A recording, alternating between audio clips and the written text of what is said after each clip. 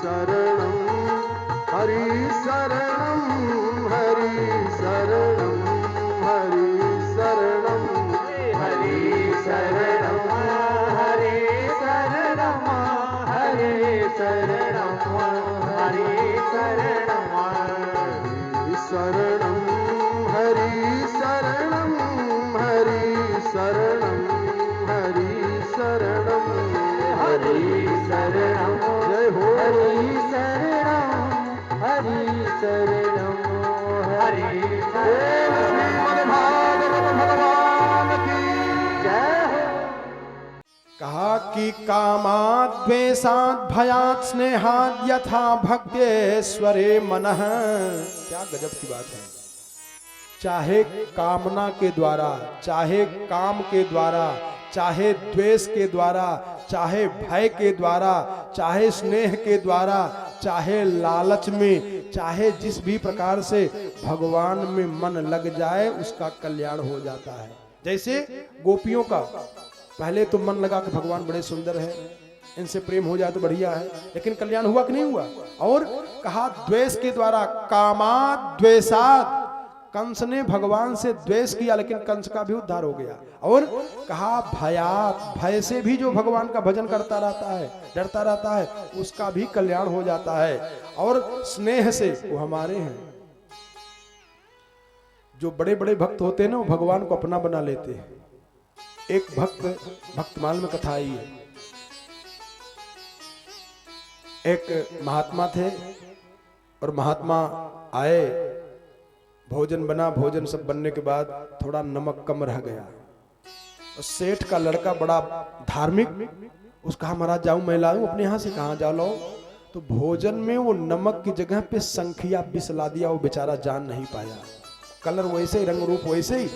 और जब दुकान से गया तो संखिया जो विष होता है, उसी विष को ला करके महाराज जी को दिया। और महाराज जी को क्या पता, महाराज जी भी उसी में डाल करके भोजन में, और भगवान के सामने उसमें तुलसी दल डाल के भोग लगाए। और तब तक उसके पिताजी आ गए। तो पिताजी से बताया, कहा पिताजी महाराज जी भोजन बनाए थे और भगवान भोग लगा रहे थे, नमक कम पड़ गया, हमने उसी डब्बा में से ले जाकर। अरे कहा पागल हो, तो संखिया विष है। भाग करके दोनों बेटा और बाप दौड़ करके आए, और इधर महात्मा जी ने भगवान का भोग लगा दिया है। अरे चरणों में गिरे, महाराज क्षमा करिएगा, वो बेटा था हमारा, जान नहीं पाया, संखिया विष दे दिया है और आप इसको रहने दीजिए। महात्मा ने आंख बंद किया, कहा नहीं, जब हम भोग लग गया था हमको भी लेना है, चाहे कुछ भी हो जाए। ऐसा सुने हैं कि महात्मा जी उस भोजन को कर गए, जो भगवान शालिग्राम की, वो शालिग्राम थे, वो फट के दो हो गए। विष वहां काम किया, लेकिन ये जैसे के तैसे बाबा बना रह गया, इसको कुछ नहीं हो पाया। इसलिए नारद जी ने युधिष्ठिर से कहा कि कामात् द्वेषात् भयात् स्नेहात् यथा भक्तेश्वरे मनः। काम से, क्रोध से, द्वेष से, लोभ से, जिस भी प्रकार से। और इसी श्लोक के भावार्थ को बाबा ने उतार दिया है कि भाय को भाय अनख आलस हूँ, भाय को भाय अनख आलस हूँ, भाय को भाय अनख आलस हूँ, भाय को भाय अनख आलस हूँ। नाम जपत मंगल दिशि दस हूँ, नाम जपत मंगल दिशि दस हूँ, हरि नाम जपत मंगल दिशि दस हूँ, नाम जपत मंगल दिशि दस हूँ।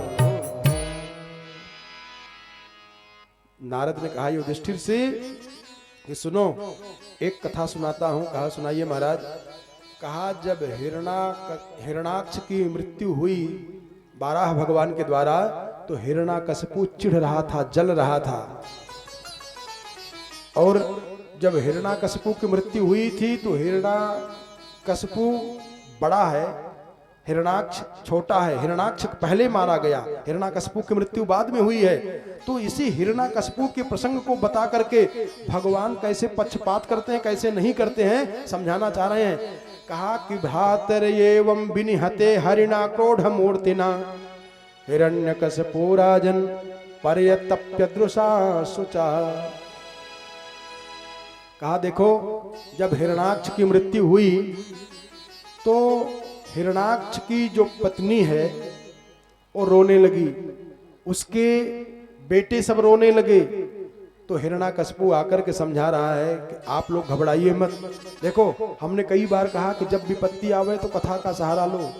हिरण्यकशिपु जब देखा कि परिवार में बड़ी विडंबना आ जाएगी तो ये भी समझाना शुरू कर दिया। अम्बाम्ब हे वधू पुत्रा वीरमार्हति शोचितुम रिपोरभिमुखे श्लाघ्य शोराणाम बध ईप्सितः।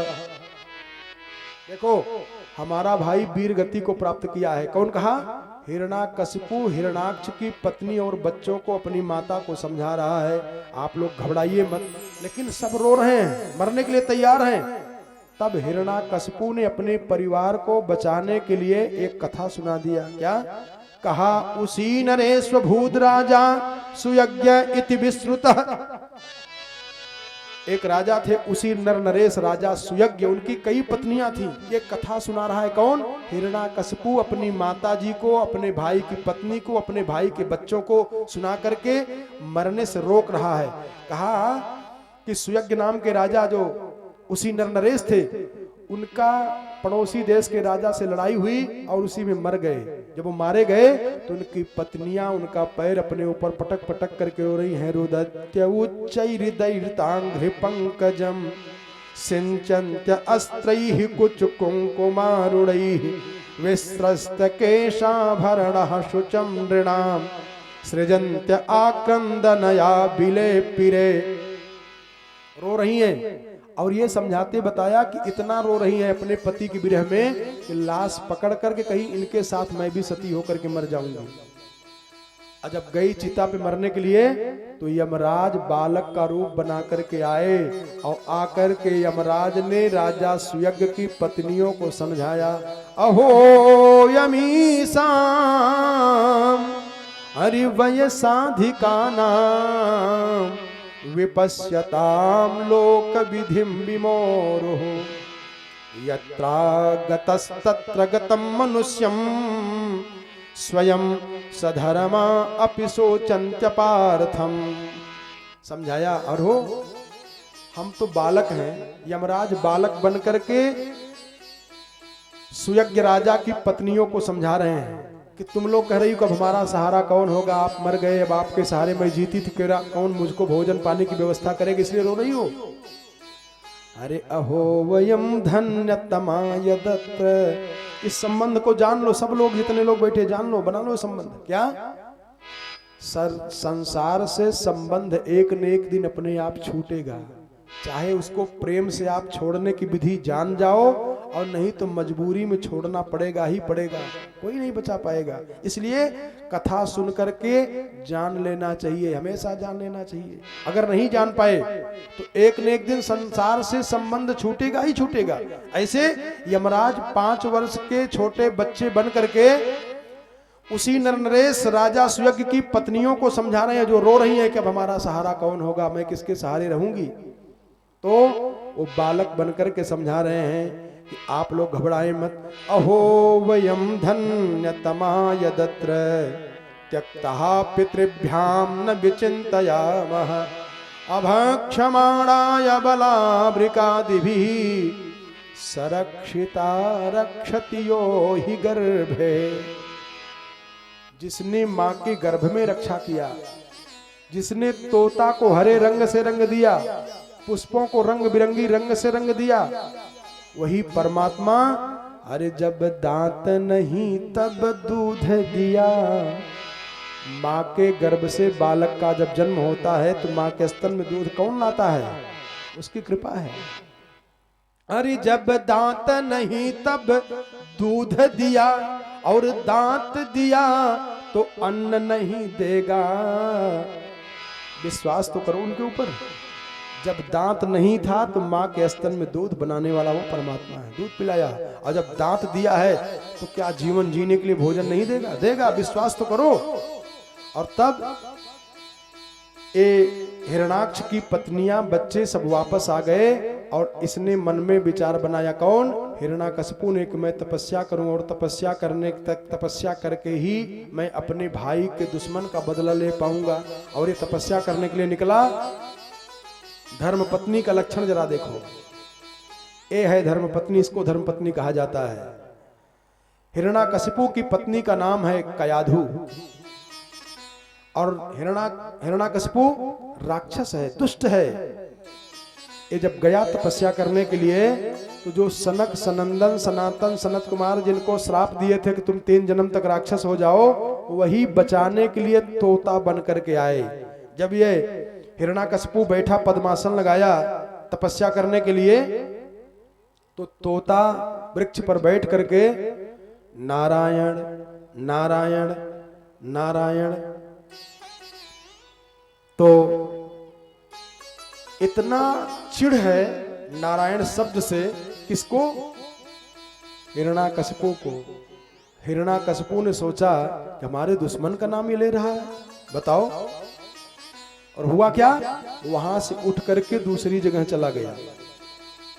फिर गुस्सा आया, फिर वहां बैठा। वहां जब तपस्या करने के लिए सोचा, तब तक तोता ने फिर नारायण नारायण, जब नारायण शब्द का उच्चारण किया, फिर घबराया, वहां से उठ करके फिर तीसरी जगह। ऐसी ऐसी 4-5 स्थान बदला और बदलने के बाद चला आया घर। और जब घर आया तो कयाधु ने अपने पति हिरणाकशिपु से पूछा, तो महाराज आप गए थे तपस्या करने के लिए, वापस कैसे लौट के चले आए? हिरणाकशिपु ने कहा कि मैं क्या बताऊं, जिस जगह मैं तपस्या करने के लिए बैठता था वहां एक दुष्ट तोता आकर के हमारे दुश्मन का नाम ले लेता था, नारायण कह देता था। कयाधु मन ही मन में मस्त हो गई, गदगद हो गई कि जय हो, भगवान की कृपा हो गई है। ये दुष्ट कम से कम एक बार तो नारायण कहा। देखो ये है धर्मपत्नी। और उस रात में कयाधु ने घुमा घुमा करके 1008 बार नारायण नारायण कहवाई हिरणाकशिपु से। महाराज तोता कभी उच्चारण कर सकता है सही से? वो कुछ बोलता होगा लेकिन आप चिढ़ बस आपको नारायण सुनाई देता होगा। अरे नहीं, बड़ा साफ शब्दों में नारायण कहता था। कैसे आप जान जाते थे? अरे नारायण कहेगा मैं जानूंगा नहीं? तो फिर और कहीं जाता नहीं तो वहीं कहा नहीं, रट लगाया था, नारायण नारायण करता ही रहता, तभी तो वहां से उठकर हम दूसरी जगह चले गए। कहा जब वहां चले गए तब तो कहा वही तोता फिर वहां भी उड़ के चला आया और वहां बैठ फिर नारायण शुरू कर दिया उसने। वो मस्त होती जा रही, वाह प्रभु। देखो ये है धर्मपत्नी, जो अपने पति को पतन से बचा ले उसका कहते हैं धर्मपत्नी। कयाधु ऐसे दुर्दांत दुष्ट राक्षस राज हिरणाकशिपु को भी भगवान के नाम का उच्चारण करा रही है और धीरे धीरे रात भर में 1008 बार नारायण नारायण कहवाई। हिरणाकशिपु ने 1008 बार कहा है, कयाधु ने जाने कितनी बार कही होगी, तब वो मूर्ख नारायण कहता था। और उसी रात में भक्तराज का गर्भ में वास हुआ है। अब की बार जब गया है तपस्या करने के लिए हिरणाकशिपु, वो तोता नहीं आया। सुखदेव बाबा कहते हैं राजा परीक्षित को नारद जी बताते हैं, धर्मराज युधिष्ठिर को सूत जी महाराज इस कथा को बताते हैं नैमिषारण्य के परम पावन भूमि पे 88,000 महात्माओं को कि सत्य पे मंदर द्रोण्याम तपह परम दारुणम ऊर्ध्व बाहुर्नभोर दृष्टि पादांगुष्ठाश्रिता वनिहि। हाथ ऊपर करके और अपने नजर को भी आसमान में गड़ा दिया और पैर के अंगूठा पे खड़ा हो गया है, भगवान की तपस्या कर रहा है।